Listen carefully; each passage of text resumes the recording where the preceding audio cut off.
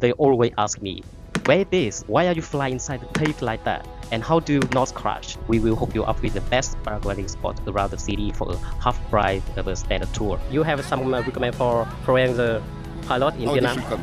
Yeah, If should you want come. to fly, they should come to Yeah. Vietnam. Really, it's a beautiful country to learn Yeah. and to fly. Ah. Actually, I learn in Vietnam. I live. Oh, I really? learn here.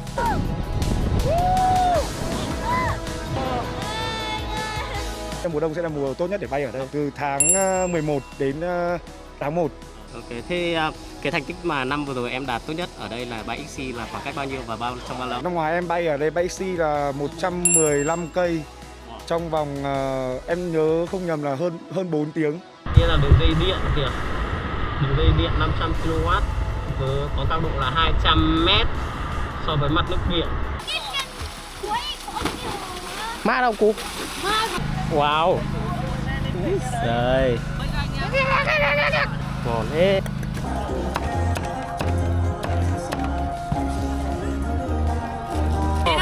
Yo. It is time for pre-training.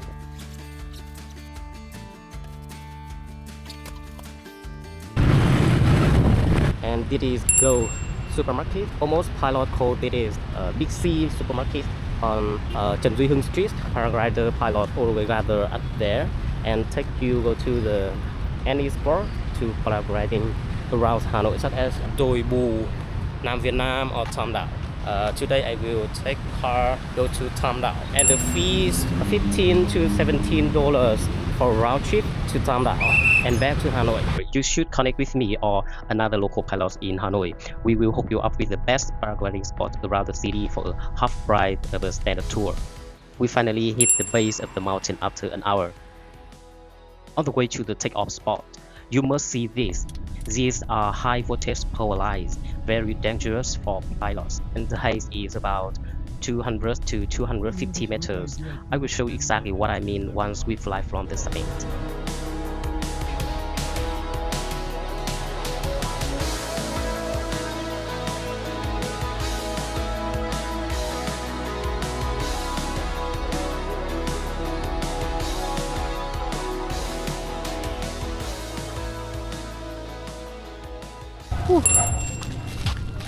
We arrived. Have a lot of hotel there is built, so we need to walk to the take-off area.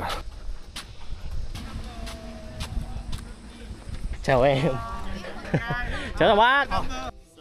And here is the take-off zone. It's pretty wide and long enough for a good run. And now I'm gonna ask a local pilot to give us a rundown on this paragliding spot. Chào Hoàng Việt. Hoàng Việt, năm ngoái em được giải gì ở đây nhỉ? Em được giải vô địch XC ở điểm bay Tam Đảo, tức là người đạt được khoảng cách bay xa nhất ạ. Thế thì hôm nay anh nhờ em giới thiệu cho mọi người sơ bộ về cái điểm bay Tam Đảo này nhá. Ở điểm bay Tam Đảo này thì hướng gió bay chính là hướng gió đông nam. Sau khi mọi người cất cánh xong thì mọi người có thể bay thẳng theo hướng này, đi bay dọc lên trên cái con đường đấy và đi qua cái quán cà phê Pet View, sau đó đi lên đỉnh núi rồi chạy dọc theo xuống núi là sẽ về được bãi hạ. Và khi mà mình đi theo cái tuyến này thì rất chi là nâng, với cái hướng gió như hôm nay tuyệt đối không đi ra hướng thung lũng kia, nó sẽ có thể bị chìm xuống. Đấy là một cái hướng dẫn cơ bản để mọi người có thể bay ở điểm bay này. Thế còn về độ cao ở đây thì bao nhiêu? Điểm bay này thì cao 965 m so với cả mực nước biển. Cá nhân em thấy là một điểm bay khá là hay, bởi vì Tam Đảo một điểm rất gần Hà Nội và chúng ta có tuyến cao tốc đi lên đây. Và khi hạ cánh ở dưới bãi hạ xong thì mình có đường nhựa và xe điện đón để đi thẳng lên lại trên bãi cát, không vất vả như các điểm bay khác. Thời điểm bay trong năm với cả giờ bay đẹp nhất trong ngày thì em thấy điểm nào là đẹp nhất? Mùa đông sẽ là mùa tốt nhất để bay ở đây, từ tháng 11 đến tháng 1. Thế còn cái giờ cất cánh mà đẹp nhất thì là... Nếu mà giờ cất cánh đẹp nhất thì em nghĩ là tầm khoảng 11:30. Đối với khách nước ngoài bay ở đây thì có cần điều kiện gì không? Em có lời khuyên nào cho khách nước ngoài? Nếu phi công ở đây thì đa phần phi công nước ngoài họ cũng rất chia cẩn thận. Khi họ đến đây họ sẽ hỏi mình trước về tuyến bay, về vùng cấm bay rồi mọi thứ đầy đủ, thì mình cũng có hướng dẫn cho họ hết. Ở dưới văn phòng ở dưới này có một cái bản đồ để hướng dẫn vùng nào cấm bay, vùng nào có thể bay được. Thế nên là em nghĩ là đến đây không có gì lưu ý ngoại trừ những phi công nước ngoài, thì em nghĩ là ở cấp độ bay dù 2B trở lên thì lên bay ở điểm bay này. Còn low B và A thì sẽ hơi nhiều rủi ro. Ok, thế cái thành tích mà năm vừa rồi em đạt tốt nhất ở đây là bay XC là khoảng cách bao nhiêu và trong bao lâu? Năm ngoài em bay ở đây bay XC là 115 cây trong vòng em nhớ không nhầm là hơn 4 tiếng. Em bay từ khoảng 11 giờ hơn đến khoảng 3 giờ 3 rưỡi chiều là em đã hạ cánh. Mình sẽ đi hết dãy này đi đến Tuyên Quang rồi vòng quay ngược lại về bên này. Xong rồi mở sang bên sân golf kia rồi mới đi về phía bãi hạ.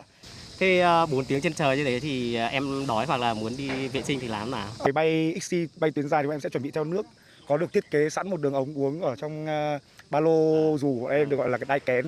Và đồ ăn thì thường em sẽ mang đồ ăn nhẹ, một là chuối hoặc những cái thanh năng lượng để nhỏ gọn nhất có thể đút vào đai của mình và cũng dễ dàng để là nếu mà đi vệ sinh thì có thiết bị đi vệ sinh mình có thể đặt ở trên Shopee hoặc là mình xả thẳng xuống dưới thôi, không có ai nghĩ là đấy là nước của mình đâu. Nước mưa à? Nước mưa. Ok, cảm ơn Việt nhá. Vâng, cảm ơn anh. Let's take a moment to enjoy the breathtaking beauty of the Tam Đảo Mountains.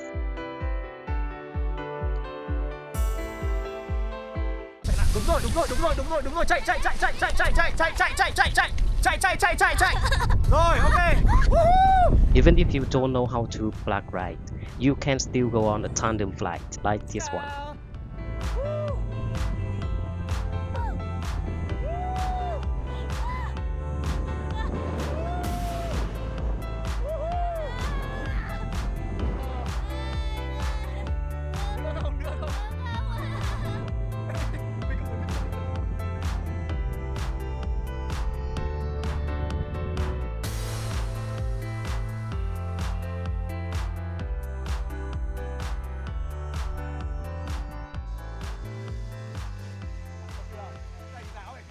Alright, back to currency landing paragliding competition today.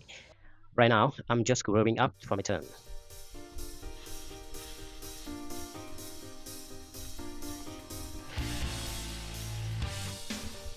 Bác Nam ơi, trên cao ở đường dây điện là tối thiểu bao nhiêu nhỉ?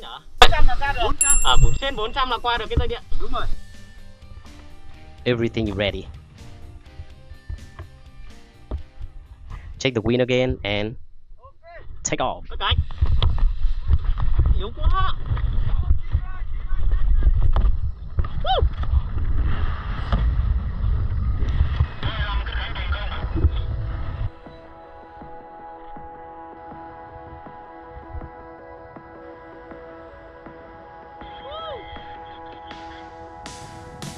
Whenever people see these videos, they always ask me, "Where is this? Why are you flying inside the cave like that? And how do you not crash?" Well, truth is, flying inside the cave there's a cool visual effect from my Insta360 camera.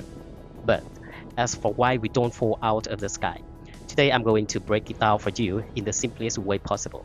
And the first way to keep your altitude is by hunting for column of rising warm air called thermals. This happens when warm and cool air clash, creating a massive updraft shooting stream from the ground up into the sky. And once the pilot spots one, we will start cycling or spiraling inside that thermal, and it just lifts us higher and higher. An easier way is flying along the mountain ridge. It makes the wind hitting the cliff and shooting straight up. Flying here catches that lift, keeping you in the air, but the other side, the leeward side, is a dead zone. There's no wind there. If you cross over, your glider will collapse and get sucked down instantly.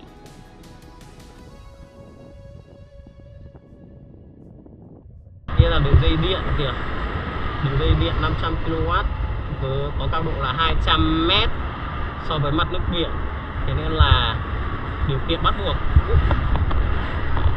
khi bay để muốn bay qua được cái dây điện đấy thì cao độ của mọi người sẽ rơi vào tầm khoảng là tối thiểu là 450, 500 trở lên. Bây giờ mình đang ở độ cao là 725 m, tụt là 1,5 m trên giây. You need at least 500 meters altitude if you want to pass through power line. This is very dangerous, and if you not, you can land back over there. If you don't have enough altitude. Nếu mà không qua được cái dây điện này thì sẽ hạ cánh vào những cái bãi đất trống ở trong này. Còn nếu mà trong trường hợp như mình là qua được dây điện rồi này thì sẽ hạ cánh ở kia. Mọi người thấy cái ruộng có chữ dù lượn Tam Đảo kia. đây rất là rộng.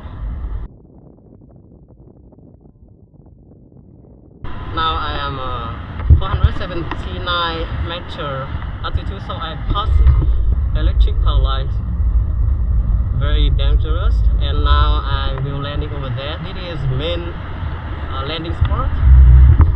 Để mà điều khiển thì chúng ta sẽ có hai cái dây này nó gọi là, mọi người thấy không này, hai cái dây này nó gọi là hai cái dây phanh, giống như là mình lái xe máy á, muốn đi sang bên nào thì mọi người kéo nhẹ và thật là êm, nó sẽ đi theo hướng đấy thôi.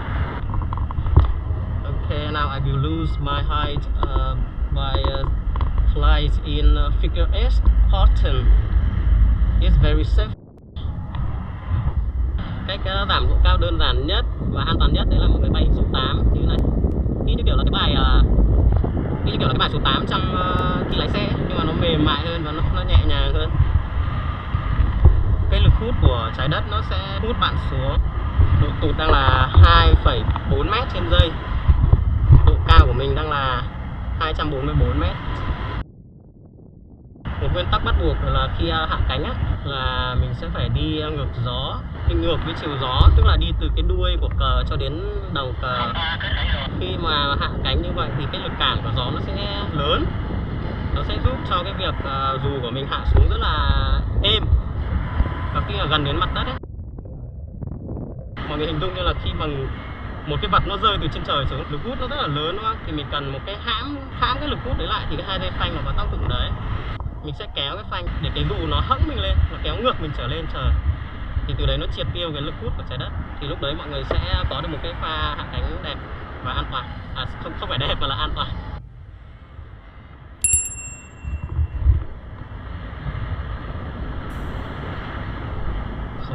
Không về được đích rồi.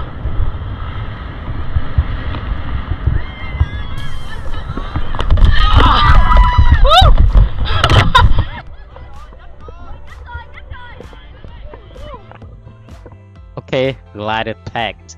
Now, let's watch the landings. It's so funny.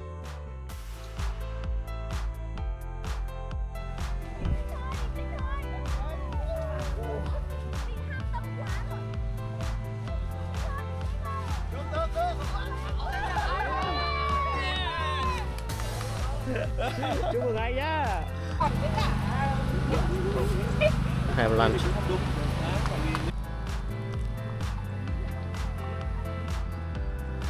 Không Hoàng Việt. Thằng này thích thể hiện lắm. Múa. Bên em bắt thôi. Này thì múa.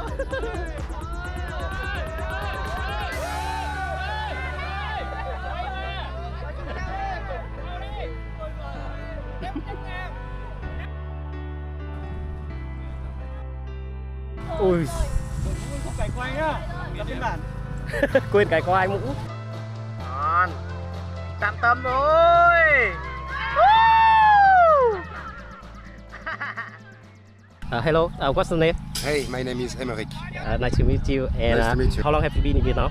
Oh, a long time, like 20 years. Yeah. So you guys are local pilots at Local Thailand. pilot. Today, could you share something, your feeling and your information about this sport? It's my first competition. I'm Yeah. a beginner. Yeah. So it's a very, very nice experience to meet all these pilots, mostly from South Vietnam, Middle Vietnam, North Vietnam. So it's an opportunity to meet all of them. It's a very nice event. Yeah, So yeah. looking forward to another experience like this. Yeah. I really enjoy it. Yeah. Yeah, okay. Bye bye. Could you have some certificates for flights over there? Yeah, I got P3. IPP P3. Yes. Any foreign pilot needs a certificate? I think they need P1 or P2 only. Yeah? Probably. What do you think about paragliding in Vietnam, such as Lương Sơn or Doi Bu or Tam Dao? What way is the best for you? I don't know where is the best yet because I didn't experience all of it yet. But I like Mù Căng Chải, I like Mù Căng Chải. Tam Dao, I like Da Nang, I like Long Son, Oh. I like Linh Chuông. Oh, I love a lot of places. I hope soon I can go to the south and fly a little bit of the south sky. I still don't know the south sky of Vietnam.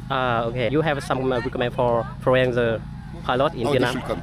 Yeah. If Should they want come. to fly, they should come to Yeah. Vietnam. Really, it's a beautiful country to learn Yeah. and to fly. Actually, Actually, I learn in Vietnam. I live. Oh. I Really? learn here. I learn in a May paragliding school. Make paragliding. Yeah, 2 years ago was my first flight. 2 years ago? Yeah. Oh. So I hope you have some many fun fly and safe fly. Thank you. Thank you very much. Thank you. Yeah. Nice to meet you. See you to again. meet you. Đương kim vô địch năm ngoái. Ngon. Ngon. Ui. Wow. Úi giời. Ngon thế. We will have Galadina over there at the landing area. While we wait for the Galadina tonight, I'm gonna head to over the emergency landing zone, and it's located right next to a small stream. Hello. Không cọc à? This is the second landing area. Electric light power. So if we don't have enough altitude, we will come back, fly back to over there and landing over there. Quite huge, big for landing. Yesterday I had a pilot. He landed over there, and after that he's swimming. Cây này là cây một. Wow. Ê, trên kia còn chỗ không cháu? Tít cuối thì có một cái hồ to á. Mã đâu cú? Mà bác ơi bác, chỉ có mỗi con sọc theo nó không tắm một cái con sọc béo này béo biết tắm đâu. Sao? Chỗ này nông này mà không làm xuống. Nó nhảy từ đây cũng được này. Được. Để lên trên kia xem còn không.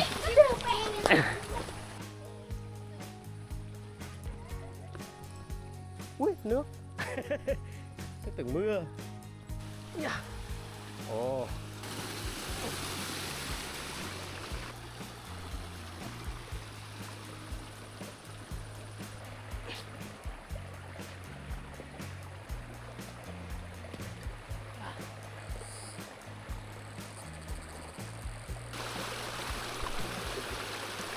Ở đây là nếu mà ở đây thì nó hơi đục ở trong kia. 15 phút là anh lên chân này dẹp dẹp. Trên kia á? 15 phút lên kia là đẹp hẳn luôn á. Vâng, To không? nước trong hồ nó to nó sâu. Nhưng mà thôi anh ở đây thôi. Về giờ cảm ơn nhá. Bye. Mấy cậu nhóc này nhiệt tình ghê. Em khuyên chân thành anh đừng có đi. Sâu không em? Nice. Wow.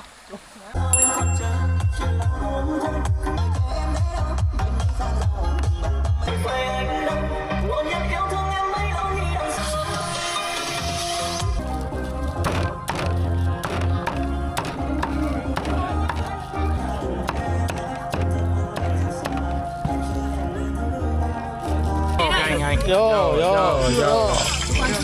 Mai là gió Đồng và 6 tháng membership ở Tam Đảo. Tiếp theo là giải nhì và thành công đến từ công ty iFly Villa. Giải nhất của cuộc thi của chúng ta ngày hôm nay, phi công Đỗ Khắc Ba. HLA Hung Tân chia sẻ mọi người một tin, cái cấp hạ cánh chính xác của Tam Đảo này chúng ta sẽ là cái cấp truyền kỳ, truyền đời.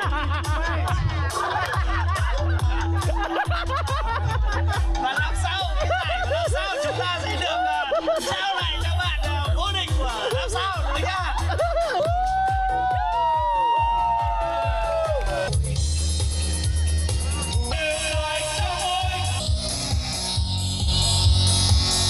We have a Galadino at the landing area. It's so fun.